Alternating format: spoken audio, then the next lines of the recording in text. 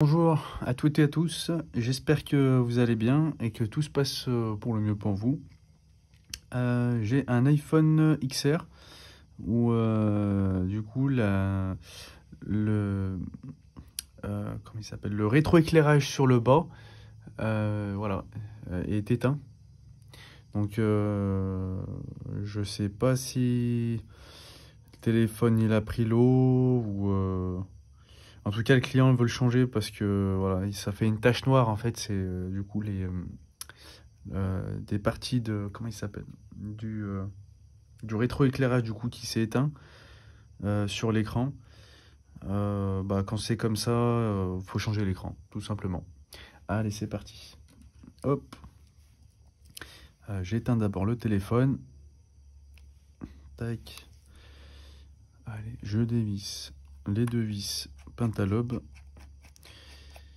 Voilà, qui maintient l'écran pour plus qu'il se soulève du bas vers le haut. Après, de toute façon, il est clipsé sur les côtés. Voilà. Ensuite, je prends mon Isizamo. Voilà, je viens mettre la lame entre l'écran et le châssis de l'iPhone. Et puis après, je viens coulisser et faire levier sur le contour de l'iPhone, tout doucement. Voilà. Donc, je fais du bas, les côtés. Voilà. Et après le haut, je pose le téléphone. Et puis après, je viens ouvrir tout doucement. Voilà. Alors. Du coup, ouais. Donc là, il a dû prendre l'eau, le téléphone. Je sais pas si on voit. Donc là, il y a le témoin d'oxydation. Voilà, la pastille. Voilà, elle est rouge. Donc ça veut dire que ça a été au contact de l'eau. Donc je pense que c'est pour ça que le rétroéclairage sur le bas, il marche plus. Parce que ça a dû griller les LED. Ça a dû griller le rétroéclairage sur le bas. Voilà. Donc là, je prends mon tournevis Tri-Wing. Et je viens dévisser les trois vis qui maintiennent la nappe de la batterie. Voilà. Je vais quand même allumer celle-là. Voilà, ça fait un peu plus de lumière. Hop, je prends ma pince de précision en céramique. Voilà, pour pas faire faux contact. J'enlève la plaque. Je déconnecte la batterie. Ensuite, j'enlève les deux vis Tri-Wing pour la plaque qui maintient les nappes de l'écran LCD. Hop. Comme d'habitude, vous pouvez retrouver les pièces que j'utilise sur mon site internet repairiphone.com. Et tous les liens sont dans la description. Ensuite, j'enlève... là, il manquait un vis. Un vis pour la plaque qui maintient la nappe de l'écouteur interne. Je vais voir après s'il n'est pas tombé à l'intérieur. Et le vis en haut à droite, c'est un vis cruciforme. Tac. Voilà. Je retire la plaque. Tac. Je déconnecte la nappe de l'écouteur interne. Le châssis, je vais voir s'il n'y a pas... Je le retourne pour voir s'il n'y a pas un vis qui traîne. En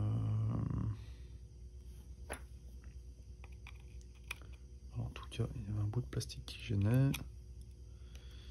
Mais de vis qui traînent, j'en vois pas.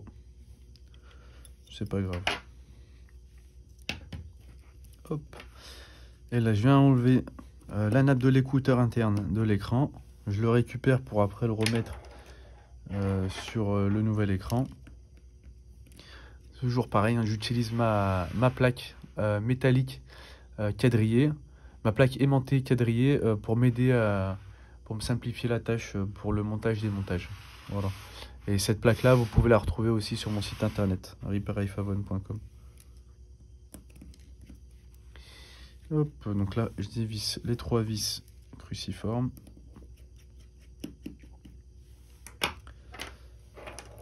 Donc là, avec ma pince, je viens soulever. Alors, la nappe de l'écouteur interne, si elle est collée ici, tout doucement, vous la décollez sur le côté. Ah, j'ai oublié un vis. Tout doucement, vous la décollez de l'écouteur interne. Voilà, une fois que c'est fait, vous soulevez l'écouteur interne. Ensuite, avec votre pince de précision, vous venez passer en dessous du micro réduction de bruit. Et puis vous faites levier tout doucement pour que la nappe elle sorte. Voilà, une fois que c'est fait, vous mettez la pièce de côté. L'écran, c'est terminé. Hop, on prend... Aïe. On prend le nouvel écran. Tac. Et puis bah là, on fait chemin inverse. Voilà, on vient remettre la nappe de l'écouteur interne dans son logement. Voilà, on vient rabattre l'écouteur interne par-dessus les nappes. Et puis on remet donc les 3 vis cruciformes.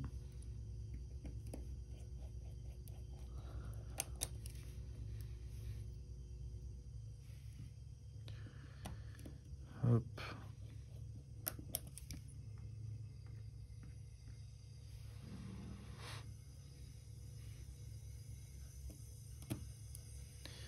Tac, voilà, les 3 vis cruciformes, c'est bon. On vient refaire la posture de la nappe comme elle était. Voilà.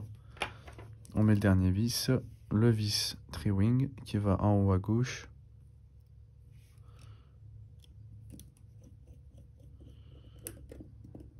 Voilà. Tac. Bon, là, je reprends le châssis. Je mets un petit coup de soufflette pour enlever les poussières et voir s'il n'y a pas des choses qui traînent sur le châssis. De toute façon, j'ai déjà fait un tour. Il y avait un petit bout de plastique. Il est là. Je l'ai enlevé. Ce petit bout de plastique, même moi, je me suis déjà fait avoir plusieurs fois. J'ai déjà cassé des écrans à cause de ce petit bout de plastique. C'est ce petit bout-là, en fait, qu'on retrouve sur l'écran et qui se casse, en fait. Il se trouve, si je dis pas de bêtises, juste ici. Et il se casse très facilement. Et il vient se loger, en fait, entre le châssis et l'écran. Il vient se balader, il vient se loger ailleurs.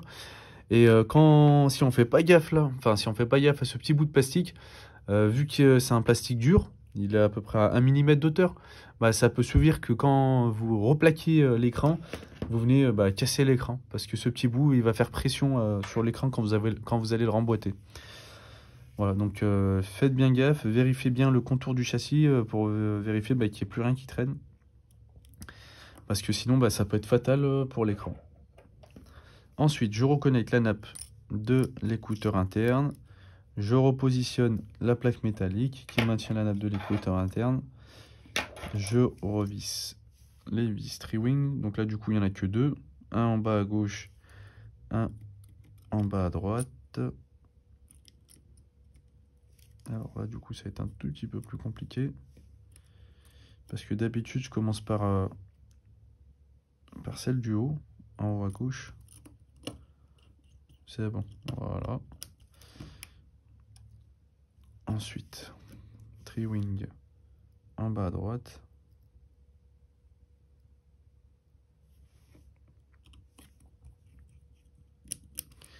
Voilà. Je repositionne une masse.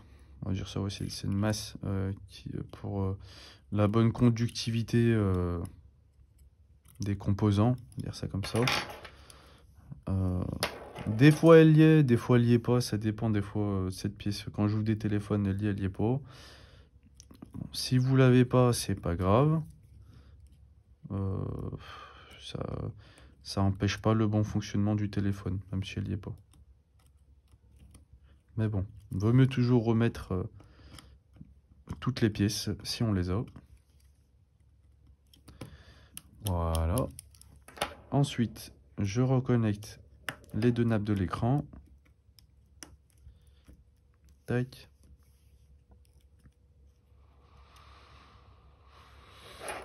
Donc, qui sont maintenus par 2 vis tri-wing.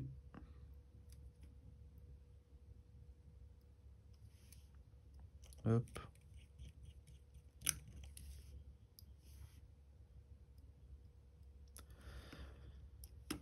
Hop. Voilà. Et en dernier, du coup, la nappe de la batterie, je la reconnecte à la carte mère. Je repositionne la plaque métallique qui maintient la nappe de la batterie. et je remets les vis. Donc moi je commence d'abord par le vis d'en bas à gauche. Voilà. Ensuite celui d'en haut. Donc celui d'en bas à gauche je le positionne comme ça, au moins ça maintient la plaque pour mettre celui du haut, pour pas que la plaque elle bouge. Et ensuite le dernier vis en bas à droite.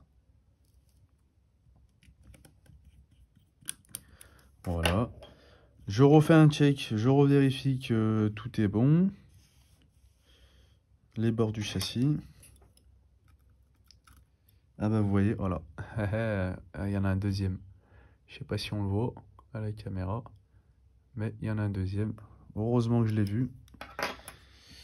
Et voilà, c'est pour ça qu'il faut bien refaire des vérifications, parce que c'est des petites pièces, des petits composants. Donc ça peut être vite... on peut vite ne pas voir ces petites pièces. Voilà, donc là je remboîte l'écran, donc je commence par le haut, puis après les côtés, à gauche, à droite, le bas, et puis je refais un tour général en emboîtant l'écran sur tous les côtés. Voilà. Et enfin, je remets les deux vis pentalobe avec le tournevis pentalobe.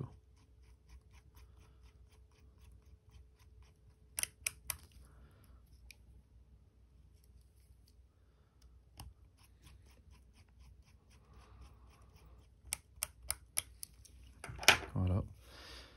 Et puis là, donc là, je vais tester, vérifier si tout est bon.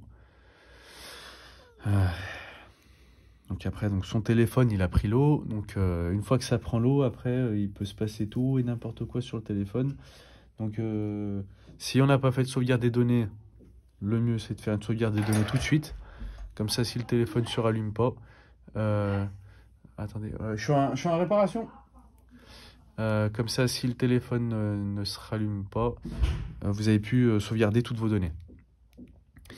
iPhone est resté dans une... D'accord. Voilà, donc là, moi, je vais tester le tactile. Voilà, donc là, je clique sur un bouton, et puis après, avec mon doigt, je passe de partout. Voilà, vu que le son est continu et que je passe de partout, c'est-à-dire que le tactile est bon de partout. Si vous voyez que quand vous prenez, donc quand vous cliquez sur un bouton et que vous restez appuyé, que hop, le son il s'arrête, vous refaites. Si le son il s'arrête au même endroit à chaque fois, c'est qu'il y a une zone du tactile qui est KO. Là, je peux passer de partout, on entend le son. Du coup, le tactile est bon de partout. Donc là, l'écran est bon, le tactile est bon. Et puis après, je ferai les vérifications avec le client. Voilà, c'est tout bon pour cette vidéo. Donc pour le changement d'écran pour iPhone XR. Et puis vous pouvez retrouver sur mon site internet toutes les pièces que j'utilise pour les réparations, donc pour mes clients. Et puis je vous dis à bientôt pour une nouvelle vidéo. Salut!